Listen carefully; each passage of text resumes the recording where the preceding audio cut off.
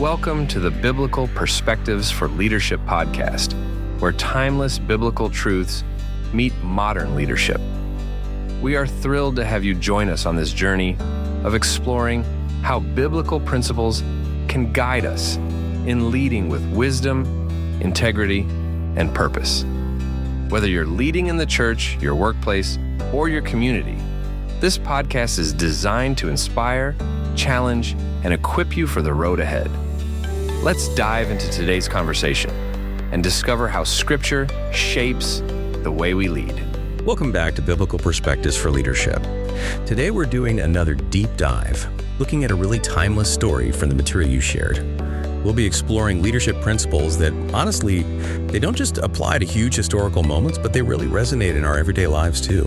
Have you ever, felt totally unqualified for something big, looked at a challenge and just thought, there's absolutely no way I can handle that? If that sounds familiar, well, you're in very good company. Our goal today is to really unpack the story of Moses at the burning bush. The account in Exodus chapter 3 and chapter 4.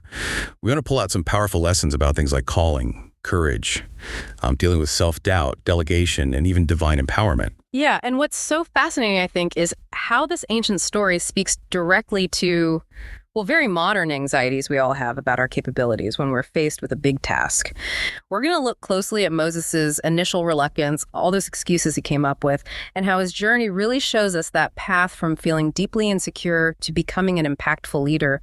It's a great reminder that feeling uncertain, feeling inadequate, it's often just part of the process, It doesn't automatically disqualify you. Okay, let's dig into the story itself then. It starts with Moses, right? He's tending sheep out in the Midian desert. Talk about a change from palace life in Egypt. There's a guy who fled Egypt right after killing someone. Yeah. He's living this quiet life, probably thinking his important days were way behind him. And then he sees this bush on fire, but it's not burning up. Amazing sight, right? Absolutely stunning. And from that bush, God calls his name. That's the start of this, life-changing, really world-changing conversation. So God gives him this huge task: lead the Israelites out of slavery in Egypt.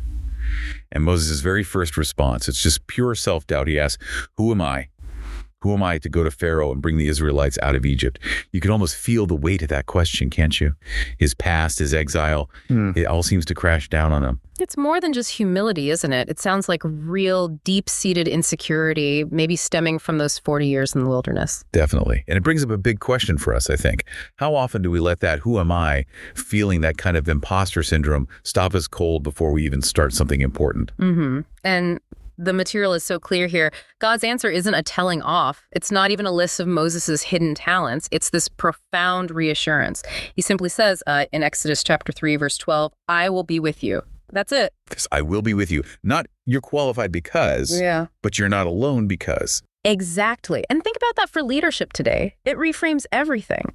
Instead of focusing only on your own skills or lack thereof, the focus shifts to the partnership, the divine enablement that comes with the calling.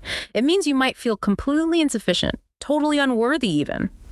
But if you're called to it, his presence empowers you beyond what you think you can do. It shifts the focus from your weakness to his strength. Right. So, okay, he gets this promise of God's presence. You'd think maybe, all right, let's go. But no, he's got another worry straight away. He's already thinking about the people he's supposed to lead, how they'll react. He asks God, what is your name? Basically, who do I tell them sent me? What are my credentials here? Yeah, he needs something tangible, some authority to point to. It's a very human reaction when you're asked to initiate something big and potentially face skepticism. And God's answer here is just incredible. It really is. He reveals himself as, I am WHO, I am, or Yahweh. This wasn't just giving a name like we think of names. For Moses, for the Israelites, this name signified God's active, dynamic, self-existent nature. It's a statement of ultimate reality, of faithfulness, of power that transcends everything. It tells Moses, rely on my character, my being, not just a set of instructions. So Moses doesn't get a step-by-step plan? No, not at all. He gets the identity of the one sending him. And that's meant to be enough. And that's such a key point for leadership, isn't it? We often feel we need all the answers up front, the whole roadmap perfectly detailed. Absolutely. We wait for certainty. Right. But this story tells us if you wait until you have every single detail, you might never actually start. God often calls us to move forward with what we do know, primarily, who is sending us, and trust him for the rest. That step into the unknown, It's crucial. Clarity often comes through action, not just before it. Okay, makes sense. But Moses still isn't convinced. His next fear is very direct. What if they do not believe me or listen to me? He's worried about credibility, about being dismissed, maybe even seen as delusional, claiming God spoke to him from a burning bush. It's that fear of rejection, of not being validated by the very people you're trying to help or lead. It's a huge hurdle. So how does God handle this one? Well, he doesn't just say, have more faith. He gives Moses practical tools, actual signs. The story mentions the staff turning into a snake, then back, his hand becoming diseased, then instantly healed. These weren't just magic tricks. They were signs packed with meaning, especially in an Egyptian context. Right. They spoke to the power structures of Egypt. Exactly. They were demonstrations of God's sovereignty over the very things Pharaoh relied on for power. It was about authenticating Moses' message with divine authority. So God provides proof. But you mentioned earlier trusting God's validation over seeking human approval. How does that square with needing these signs? Isn't there tension there for leaders today? That's a really insightful question. It's not about completely ignoring how people perceive you or being reckless. Moses needed credibility, hence the signs. But the core lesson, I think, is where our ultimate validation comes from. Is it the crowd or is it the calling? When we're anchored in the calling, then even if people don't believe us or they reject our efforts, well, it hurts, but it doesn't fundamentally stop us. Okay. Our job is the obedience, the stepping out, the results, the validation in the end. That's in God's hands. So we act from conviction, not purely for popularity. All right. So Moses has seen the bush, heard the name, got the signs. Surely now he's ready. You'd think so, but he comes back with another objection, and this one feels deeply personal. Yeah, this is the one where he says, "Oh Lord, I'm not a good speaker. I'm slow of speech." He's pointing directly at his own perceived flaw, his weakness. Maybe a stutter, maybe just not eloquent. He sees it as a deal breaker, like, God, you've shown me your power, but look at me, I'm just not equipped for this part. It's incredibly relatable. It really is. And God's response, it's powerful. Oh, absolutely. Exodus chapter 4, verses 11 and 12. God essentially asks, who made your mouth? Now go, I will help you speak and will teach you what to say. He doesn't necessarily promise to magically fix the weakness, but to work through it, to provide the words, the ability when needed. So the weakness itself becomes the place where God's power shows up. Precisely. And that's huge for leadership. You don't need to be perfectly polished or naturally charismatic in every area. God often uses people who feel hesitant, even inadequate. Our feelings of inadequacy can actually be an invitation to rely more fully on his strength, not just our own limited abilities. So for someone today struggling with a weakness in leadership, what does that look like? Is it just gritting your teeth or is it something else?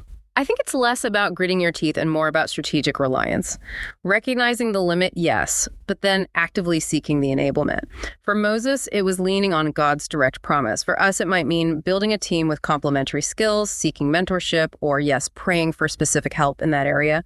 God provided a solution for Moses that worked with his limitation. Which brings us to the final objection, doesn't it? The last attempt. Yes. After all this back and forth, Moses just lays it out there. Lord, please send someone else. Just pick another person. Anyone. It's almost comical if it wasn't so raw and honest. Haven't we all felt that? Just wanting to pass the buck on something overwhelming. Totally. That divine forward button, right? It's a moment of sheer human weariness and fear. And God's reaction here is interesting. The text says his anger burned against Moses. Right. And we need to understand that not as like petty human anger, but as underscoring the seriousness of the call. God takes his purposes seriously. But even in that moment of anger, notice the grace. He still provides a solution. He says, okay, your brother Aaron, he can speak well. He'll go with you. He'll be your spokesman. That's Exodus chapter 4, verse 14. So delegation, partnership. Exactly. It's a brilliant example of complementary leadership.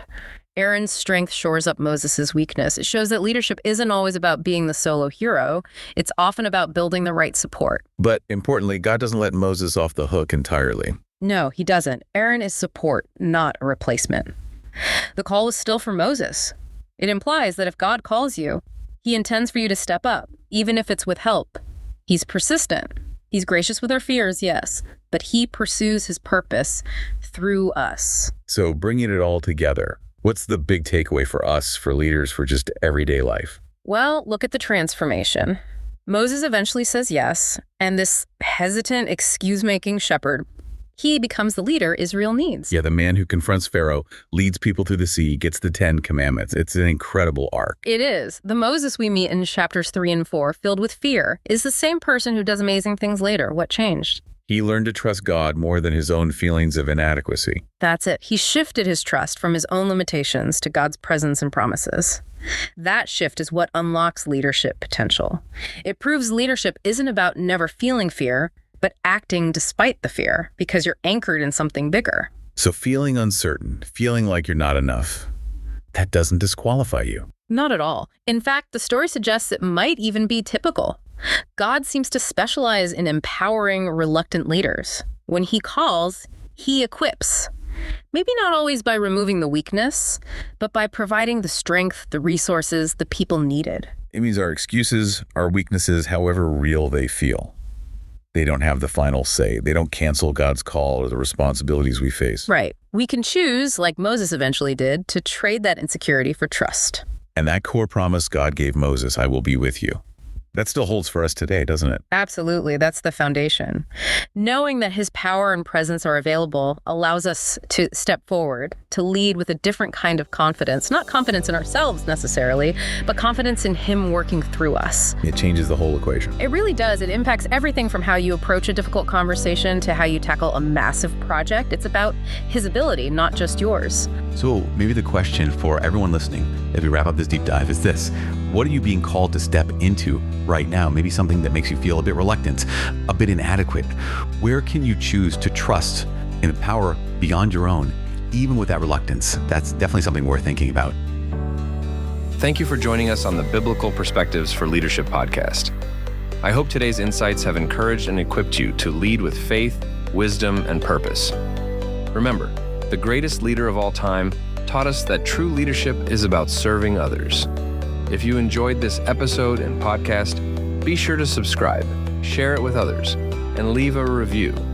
It helps us reach more people with these transformative truths. Until next time, keep leading with grace and walking in purpose.